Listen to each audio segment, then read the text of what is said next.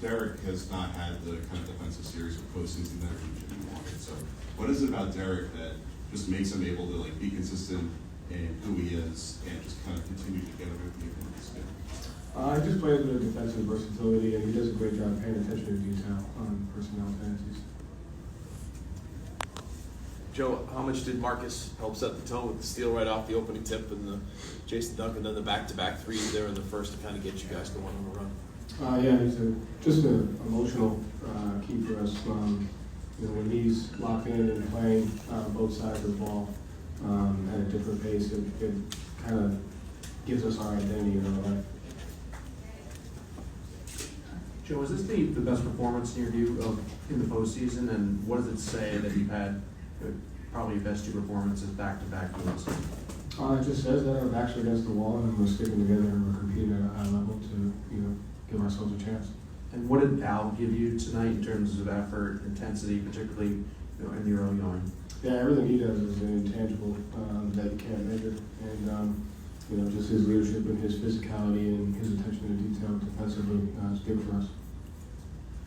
Joe, the forced turnovers tonight, you guys haven't ranked very high in those all year, even in the playoffs. What was different there that allowed you to force the amount of turnovers you did? Just attention to detail, quality shift activity, and awareness to game plan execution. In terms of managing Malcolm, throughout the game here, as you said, 3 games you're going to go with the flow there. How did that go? He gave us the best he could, and we kind of went from there. Hey Joe, 47 combined points from Marcus and Derek. It seemed like Derek and Marcus both made every big shot that they took.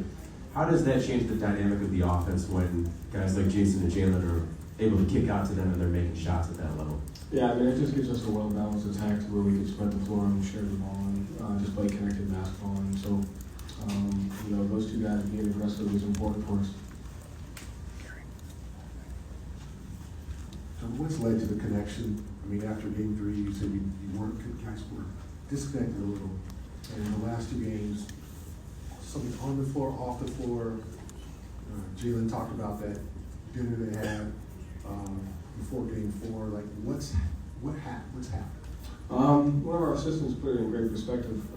The season's like 9 months long, and we just had a bad week. Sometimes we have a bad week at work, and we obviously didn't pick the best time to have a bad week, but we did. We're sticking together and fighting like hell, keeping it alive, and the guys are really coming together. Is the cause to come back from this brought the guys together? I know it's a pretty obvious answer, but how has it? Yeah, I think it just backs against the wall, no choice.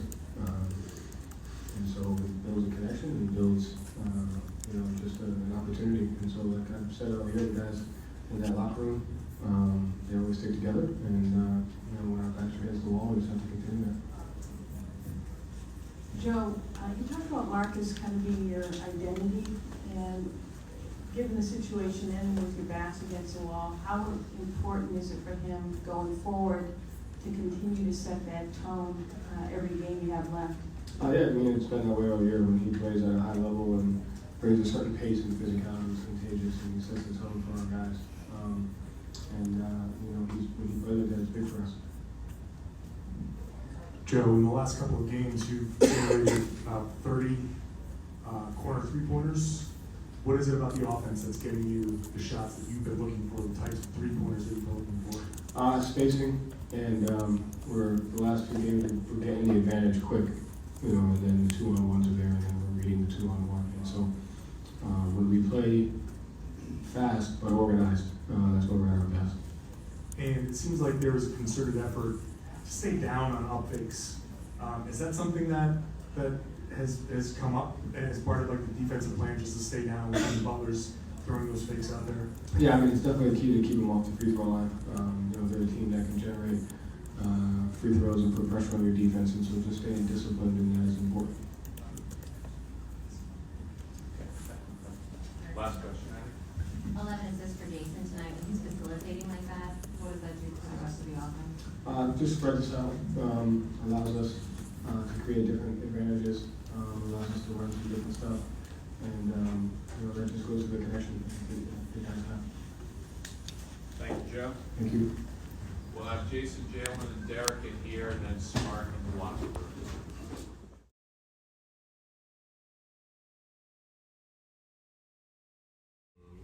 good team. They're always going to come back and attack us, so you can never be satisfied.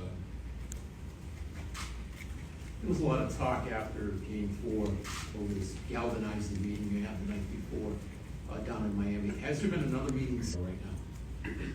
No, there was another. We had a good shoot around today, and everybody's locked in, and we're just focusing on the one game at a time. Derek, just speaking of that, after Game 4, Jalen, a bunch of you said that we just would like to get back down here to Miami for a Game 6. You've accomplished that. How do you feel about that now going in? What it's going to take to win down there? It's going to be a grind. They're going to come back and play well. The crowd's going to be in it. It's not going to be easy. It's going to take 48 minutes of battling, scratching, clawing, and we got to find a way